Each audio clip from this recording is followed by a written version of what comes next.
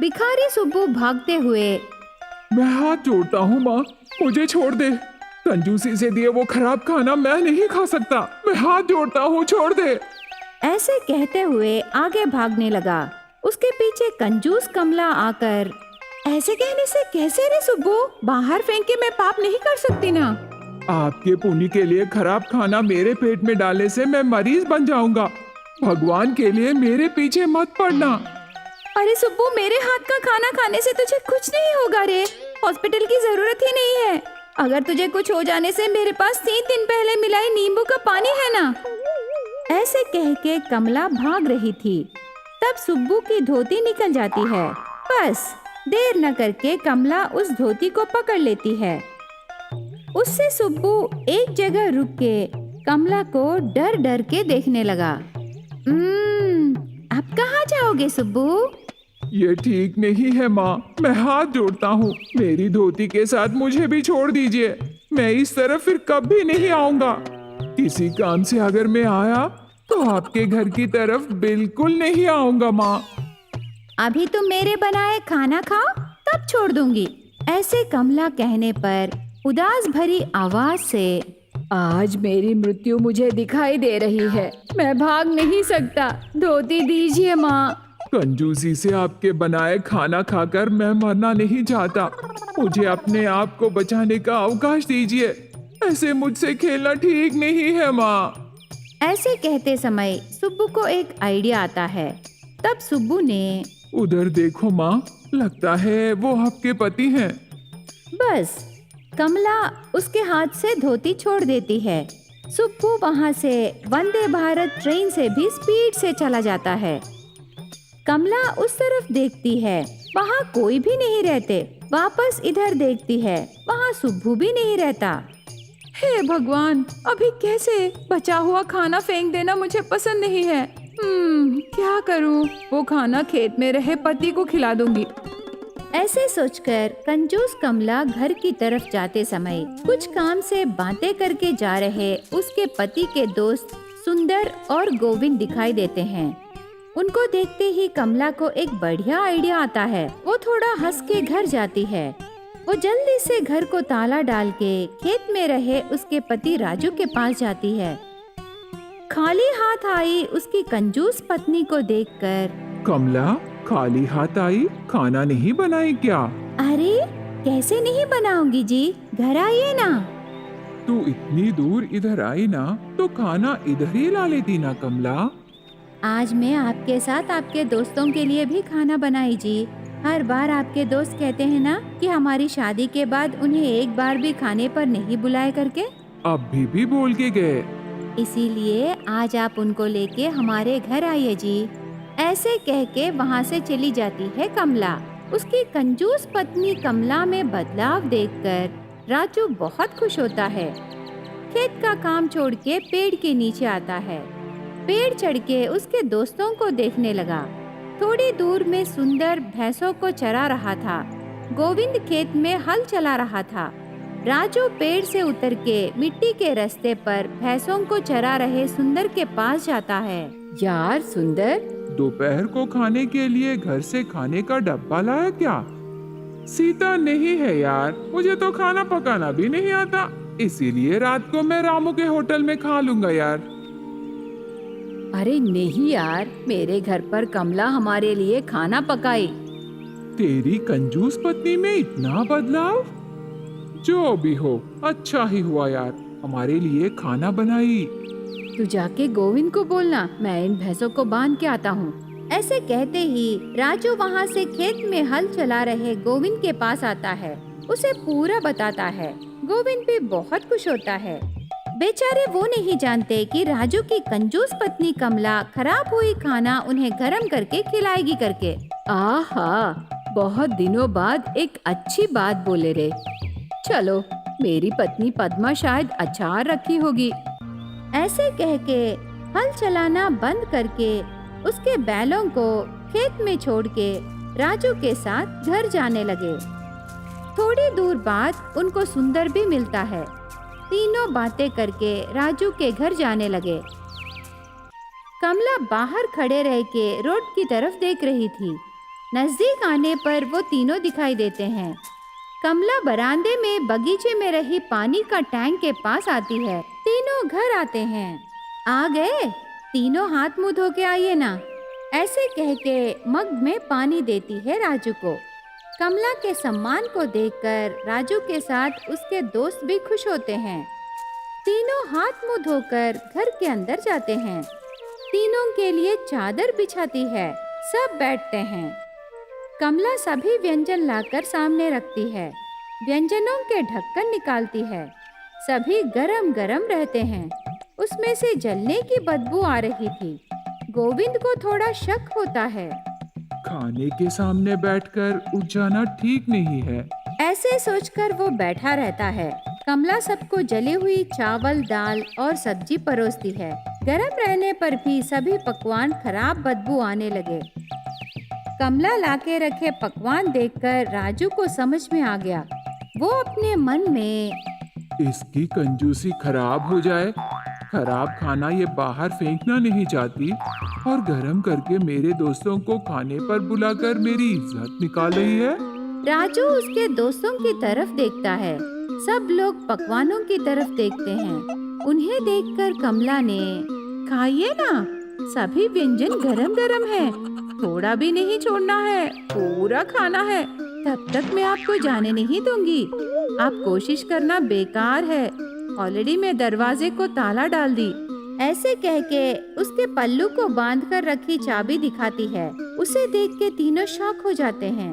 तीनों को नापसंद रहने पर भी कमला उन्हें बिल्कुल नहीं छोड़ेगी सोचकर मुश्किल से कमला के बनाए पकवान पूरे खा लेते हैं। हाँ, खराब खाना बाहर नहीं फेंकी। मुझे तो भूख मिटाने का पुण्य भी मिला। उसके बाद कमला ताला खोलती है। बस तीनों बाहर आकर वो उल्टियां करने लगे। उन्हें देख के कमला ने नींबू पानी लाकर देते समय, ये कब का है कमला? 2 दिन पहले मिलाई भैया। ऐसे कहते ही सुंदरम पूरब की ओर, गोविंद पश्चिम की ओर भागने लगे। पर कमला का पति राजू वहीं बेहोश होके गिर जाता है। मंदारपल्ली गांव में राजू और सुब्बू नाम के 2 भाई बहुत प्यार से मिलजुल के रहते थे। बड़ा भाई राजू गाय से दूध निकाल के घर घर देता था। सावित्री दीदी, महीना हो गया, दूध के पैसे नहीं दिए। 2 दिन में दे दूंगी राजू, बहुत मुश्किलों में हूँ। ऐसे कहते ही वो घर चला जाता है। खाना खा के गाय को चराने जंगल ले जाता है। इधर सुब्बू भी खाना खा के घर पर रह के मुर्गियों का ख्याल रखता है। उन्हें दाने डाल के पीने के लिए पानी रखता है। मुर्गियों को जानवरों से बचाता है। किसी को भी मुर्गी चाहिए तो वो बेचता है। उन पैसों को बड़े भैया राजू को देता है। वो बिल्कुल अपने पास पैसे नहीं रखता था। राजू उन पैसों को संभाल के रखता है। एक दिन उनका दूर का रिश्तेदार धर्मा मामा आता है। मिलजुल के रहे उन 2 भाइयों को देखकर उसके 2 बेटियों की शादी इन भाइयों से करना चाहा। इसके बारे में वो उनसे पूछता है। वो भी मान जाते हैं। एक अच्छे दिन राजू की शादी सुभद्रा से, सुब्बू की शादी रंगवल्ली से करता है। दोनों भाई उनके पत्नियों से खुशी से रहने लगे। एक दिन उसके पति की कमाई देखकर सुभद्रा में घमंड और अहंकार पैदा होती है। वो मालकिन की तरह रह के रंगवल्ली को नौकरानी की तरह देखती है। हर समय उससे काम करा के वो लकड़ी की कुर्सी पर बैठ के कुछ न कुछ खाती रहती है। इस तरह देवरानियों के बीच हो रहे झगड़े दोनों भाइयों तक जाके वो भी झगड़ के बात बढ़ के गांव के सरपंच तक हो जाते हैं। राजू उसकी पत्नी सुभद्रा की बात ही सुनता था। ठीक है, मिलजुल के तुम दोनों नहीं रहना चाहते हो तो संपत्ति पूरा आपस में बांट के अलग अलग रहो। घर को 2 भाग करके बीच में दीवार बनाओ। ऐसे कहने पर दोनों भाई मान जाते हैं। बड़े भाई की पत्नी सुभद्रा लालच से सोचकर उसके पति के कान में कुछ कहती है। तब ठीक है साहब, घर को 2 भाग करके दीवार बनाएंगे। गाय भाई को दे दीजिए, मुर्गियां मुझे चाहिए। मैं मुर्गियां पालूंगा, उन्हें बेच के अपनी जिंदगी बिताऊंगा साहब। क्या कहोगे रे सुब्बू? मेरे भैया की बात मैं कभी नहीं टाला साहब। ऐसे कहते ही राजू और सुभद्रा बहुत खुश होते हैं। तब राजू अपने मन में, गाय अभी दूध नहीं दे रही, वो दूध देने के लिए बहुत समय लगेगा। अरे तब तक ये पागल कैसे जिएगा? ऐसे सोचते समय उसके पति को जानबूझकर धोखा कर रहे हैं करके रंगवल्ली समझ लेती है। वो उन्हें सबक सिखाने को सोचती है। दोनों भाई सुनो, घर को 2 भाग करके मुर्गियों को बड़ा भाई राजू लेगा और छोटा भाई सुब्बू गाय को पाल के जीना है। याद रखो। अब जाओ। ऐसे कहते ही दोनों भाई उनके पत्नियों को लेके घर आते हैं। घर को 2 भाग करते हैं। एक तरफ राजू और उसकी पत्नी सुभद्रा मुर्गियों को पाल के उन्हीं मुर्गियों को बेच के खुशी से जीने लगे। इधर सुब्बू गाय का ख्याल रख के कूली का काम करके बहुत मुश्किल से जीने लगा। सुभद्रा की मुर्गियां हर रोज रंगवल्ली के भाग में आते थे। रंगवल्ली दाने धूप में सुखाने से मुर्गियां अच्छे से खाकर पूरा खराब करके जाते थे। रंगवल्ली हर रोज सुभद्रा से मुर्गियों को इस तरह मत भेजो करके कहती थी। बात सुनने के लिए वो हम जैसे इंसान नहीं है ना, वो जहाँ चाहे वहाँ जाएंगे, हमें ही सावधान रहना है। ऐसे बहुत केयरलेस से कह के चली जाती है।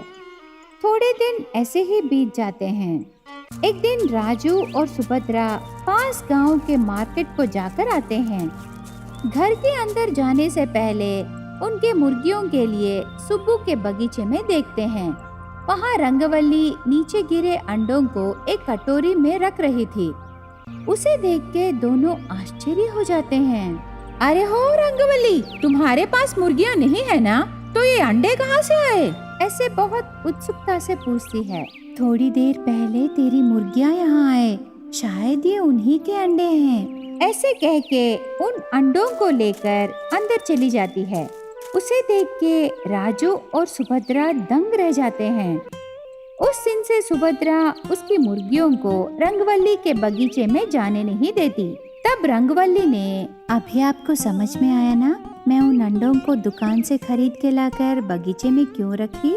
हाँ हाँ समझ गया, उनकी मुर्गियों की परेशानी से बचने के लिए वो आइडिया की ना। ऐसे कह के उसकी पत्नी के आइडिया की तारीफ करता है सुब्बू। थोड़े दिनों बाद सुब्बू की गाय एक प्यारी सी सफेद बछड़े को जन्म देके दूध देने लगी। वो गाय बहुत अच्छी थी। वो हर समय अच्छे से दूध देती थी।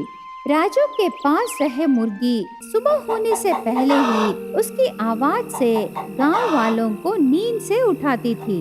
हर रोज वो मुर्गी की ये तीसरी आवाज से सुब्बू नींद से उठ के दूध निकालने शेड में जाता था। सुब्बू की दिनचर्या देखकर सुभद्रा को एक बुरी सोच आती है। उसके सोच को उसके पति को बताती है। राजू बहुत खुश होता है। अगले दिन सुभद्रा मुर्गी की पहली आवाज से उठ के जल्दी से दीवार कूद के शेड में रही गाय से दूध निकाल के फिर से वापस दीवार कूद के घर के अंदर चली आती है। लेकिन सुब्बू को ये सब पता नहीं। वो मुर्गी की तीसरी आवाज से उठ के गाय के पास आता है, पर गाय दूध नहीं देती। सुब्बू को कारण समझ में नहीं आया और सोच में पड़ जाता है। ऐसे दिन बीतते गए। ये पूरा विषय उसकी पत्नी रंगवल्ली को बताता है। एक दिन रात को रंगवल्ली खुद पहरा करके रात भर बिना सोए ध्यान से देखने लगी। मुर्गी की आवाज आते ही एक औरत दीवार कूद के सीधा गाय के पास जाकर जल्दी से दूध निकाल देती है। उसके बाद वापस वो दीवार कूद के पड़ोस घर के अंदर चली जाती है। रंगवल्ली को ये सब देखकर पूरा समझ में आ जाता है। हर रोज दूध निकाल के ले जा रही सुभद्रा को सही सबक सिखाने को सोचती है। अगले दिन रात को सब लोग सो जाने के बाद रंगवल्ली एक गधे को लाकर गाय के जगह बांध देती है। उसकी पत्नी क्या कर रही है सुब्बू को कुछ समझ में नहीं आता। हरा भरा घास डालती है। अगले दिन सुबह मुर्गी आवाज देती है। रंगवल्ली उसके पति को नींद से उठाती है। सुभद्रा दीवार कूद के सीधा गाय के पास जाती है। जल्दबाजी में बिना कुछ देखे ही दूध निकालने बैठ जाती है। सुभद्रा ऐसे बैठते ही बस जोर से लात मारती है गधा। अरे बाप रे! ऐसे कह के दूर जाके गिर जाती है। उसकी चीख से गधा डर के सुभद्रा को फिर से लात मारने लगी। सुभद्रा रंगे हाथ पकड़ी जाती है। उसकी गलती के मुआवजे में 1 हफ्ता तक सुब्बू के घर में मुफ्त में उसे काम करना पड़ा। सुब्बू उसकी पत्नी की बुद्धिमती की बहुत तारीफ करता है।